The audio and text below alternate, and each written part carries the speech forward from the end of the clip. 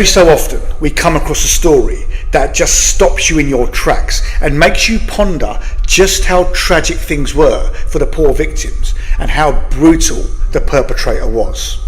Well, this is just one such story that will leave you speechless and wondering what goes through the mind of some people and how evil can be personified in human form in such a cruel and horrific manner. You do not want to miss the ending of this one, and right around the middle of this story you will hear something so shocking that it will blow your socks off your paws. Trust me, it made me sit back and think that this is how easy that this kind of violation and incident can occur, and how you can become a target and not even know you are, and where you can be totally incognizant to this fact. I will point to this in the middle of this video when I get to that particular and highly disturbing bit. So this story starts off in Barron, Wisconsin, USA between October the 15th, 2018 to January the 10th, 2019, and involved 13-year-old Jayme Closs, who was the only child of her parents, 56-year-old James and 46-year-old Denise Closs, where they lived in Barron, Wisconsin. Sometime in early October 2018, Jake Patterson, a 21-year-old felon, had set his sights on committing a brutal crime, and one that would devastate the family and shock the community that they lived in. So he got in his car, and in early October 2018 he drove to the Closs home with one thing on his mind and one thing only, and that was to kidnap 13-year-old Jayme Closs. Upon arrival around that time, his master plan was put on hold as he was outside the home and he could see movement and activity in the house and lots of cars on the driveway, which subsequently deterred him at that stage and caused him to reconsider his attack, as he was afraid that he would be leaving witnesses. Patterson had made this second attempt only 2 days later, where he had visited the Closs household for the same reason, but was put off carrying out any attack and to plan her abduction, and he was forced to abort. However, it was on October the 15th, 2018, when events were about to change the lives of the Closs family forever, and nothing was about to stop the sinister determination or the force of evil that was about to descend like darkness of the night so tragically upon their poor souls. On this day, Patterson made a third visit, this time armed with a shotgun, and now his nefarious plan was in full swing. Jayme was asleep in her bedroom when she suddenly woke up to her dog Molly barking, and so she rushed to get to her parents to go and investigate. And as she did so, she noticed through one of the windows that there was an unfamiliar car, a Taurus, parked at the end of her family's driveway and with the headlights switched off. This was not one of the family's cars, and Jayme alerted her parents. As the dog kept barking, James, the father, went to the front door with a flashlight, whilst Jayme and her mother Denise hid in the tub of a bathroom and barricaded it with a wooden cabinet just for good measure. Then it all went quiet for a bit as James was still investigating what the commotion was all about, and they heard nothing. It was deadly quiet. 13-year-old Jayme cowered as she heard the shot that mercilessly killed her father, stone cold on his own doorstep, as Patterson had forced his way into the house. Denise, the mother, fighting back tears, then called 911 as the situation was as devastating as it could be, and they needed help, and they needed it quick. At the time, none of them knew that the driver of the Taurus on the drive and the one who had visited the house twice before was Jake Patterson, the one who had also just murdered James Closs on his doorstep. Patterson, wearing a black coat and ski mask, had approached the front door of the house, carrying the shotgun, and where he was met with James Closs, who had shone a light on Patterson through a glass pane on the front door and had asked Patterson to identify himself. But Patterson shouted, "Open the fucking door!" and then pointed the shotgun he had in his possession on the father, and he did not hesitate in ruthlessly gunning him down, murdering him as he shot him through the front door of the house. Patterson, who had also shaved his head and his face so as to avoid leaving DNA, then made his way into the house bathroom, where he found that the bathroom door was locked. It was then that he began to shoot it down and eventually burst in to find Jayme and her mother crying, cowering and fearing for their lives. He saw Denise comforting Jayme in a bear hug as she was crying out loudly, and Patterson then turned the gun on Denise and shot her dead without any mercy or any remorse, as the horror and terror continued to unfold in front of young Jayme Closs. Patterson then bound Jayme's wrists and ankles using duct tape and then dragged her to the trunk of his car. The dispatcher would later describe the call as it's definitely going to be one that you never forget, and they stated that when the call came in around 12:53 a.m, Jayme Closs did not speak, but the operator heard a disturbance and lots of yelling before the phone call disconnected.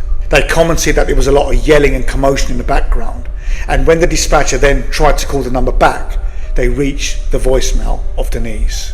Now, as stated at the start of this video, this horrific crime was committed by Jake Patterson, and for one reason, one sole reason, and that was because just by chance, as he drove his car one day, he had looked up and seen Jayme Closs by a school bus, and that was it. He then became fixated in her.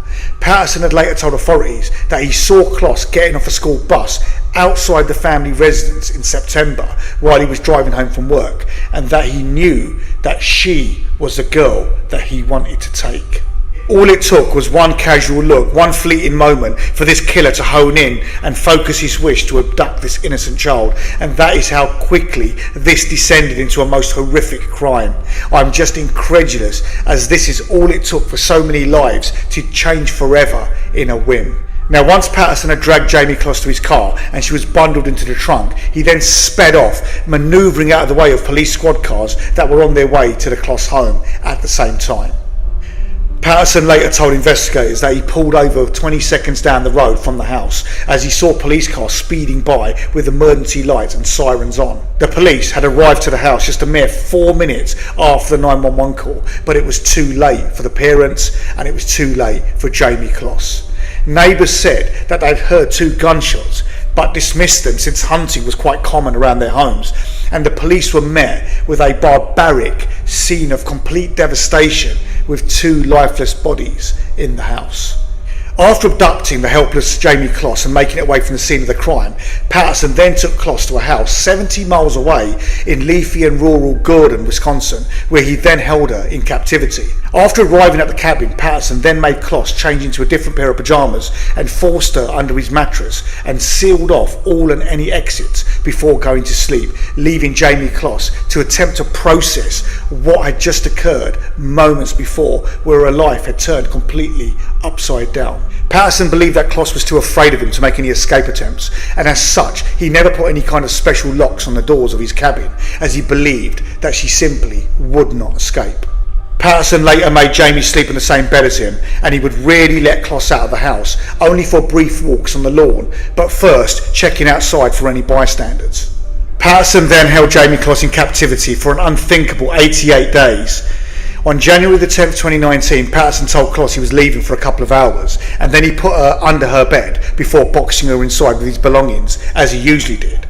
When Patterson had left, Closs seized her chance and she fled, leaving the house wearing a light shirt, leggings and a pair of Patterson's trainers, and thankfully her torturous ordeal ended on January the 10th, 2019. Closs came across a local woman, Jean Nutter, who was walking her dog, who then recognised Closs from news reports and immediately took her to a neighbour's house where the police were alerted. After police were called, Closs told them that Jake Patterson had killed her parents. The description that Closs provided for Patterson and his vehicle enabled police officers to spot his car just minutes afterwards when Patterson drove by the house, and when he was then stopped by a deputy. Patterson got out of his vehicle and said, "I did it," and they took no time in arresting and taking Patterson into custody. Shortly after his arrest, he confessed that he'd kidnapped Closs and murdered her parents.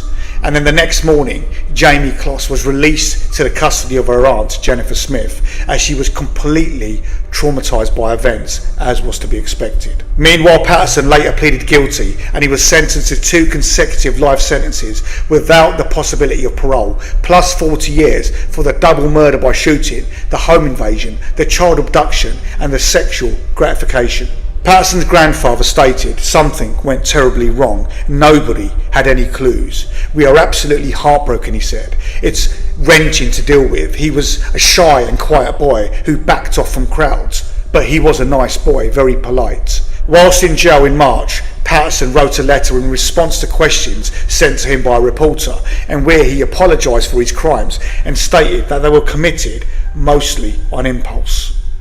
However, this was contradictory with reports from the police that he had taken various measures in preparation for the crime prior to committing the horrific acts. After her recovery, Jayme Closs now lives with an aunt and an uncle, and she's now become an advocate for other missing and exploited children, and her tragic story, her ordeal, has been widely reported on and has raised awareness about the issue of child abduction and the need for greater support for victims and their families as we move forward. God bless her. This is a tragic story that involves a lot of heavy hearts, a lot of pain and a lot of thoughts and prayers, and one that will always make you ponder just how quickly life can change just like that. Now, on that rather somber note, I will leave this story for now. Thanks for watching. Like and subscribe if you want to see more similar content. See you again soon.